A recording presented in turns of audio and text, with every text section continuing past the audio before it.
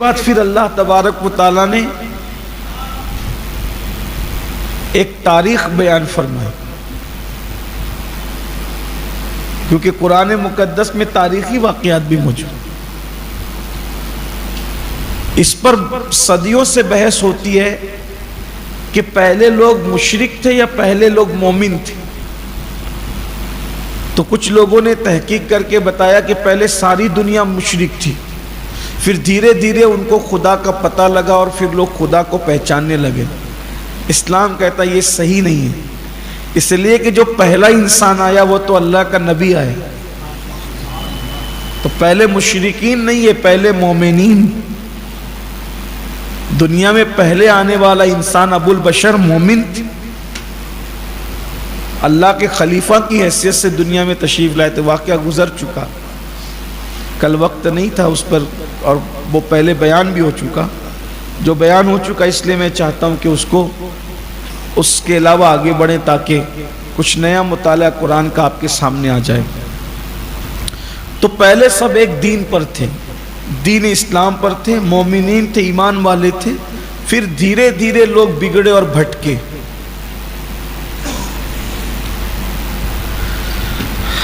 اب یہاں پر بگڑنے کی اور شرک کے پھیلنے کی بھی ایک وجہ بنتی ہے، بتائی جاتی ہے۔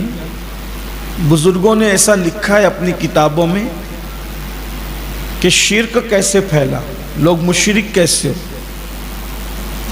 تو کہا کہ قابیل نے جب حضرت حابیل کو شہید کر دیا، قتل کر دیا، اور بہت پچھتایا، بے چین ہوا، بے قرار ہوا اور پریشان ہوا۔ بالآخر کوے نے اس کو قبر کھودنا سکھایا۔ وہ پورا واقعہ آپ نے بارہا سنا ہوگا، قرآن شریف میں آیا ہے۔ وہ لاش لے لے کر کے پھرتا رہا، اس کا منہ بھی کالا ہو گیا تھا قتل کرنے کی وجہ سے، سیاہ ہو گیا تھا اس کا، بہت پریشان تھا، بے چین تھا،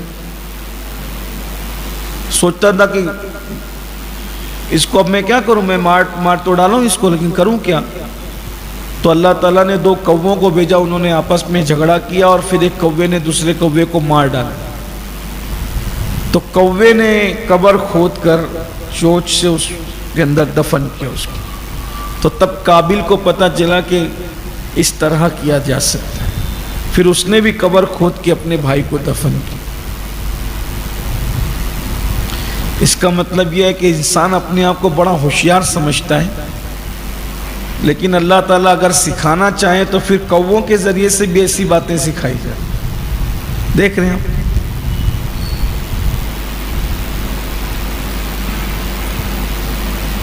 تو جب بھائی کی قبر بنائی تو پھر روتا تھا کہ مجھ سے یہ کیا ہو گیا۔ تو بعض لوگ کہتے ہیں کہ شیطان نے اس کو حابیل کی تصویر بنا کے دی، اور بعد میں تصویر ہی شرک کے پھیلنے کا سبب بنی۔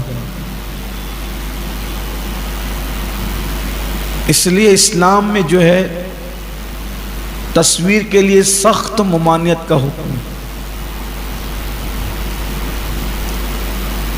کہیں کہیں علماء نے اس کی اجازت دی ہے ضرورت کے مطابق، بس وہ وہیں تک ہے۔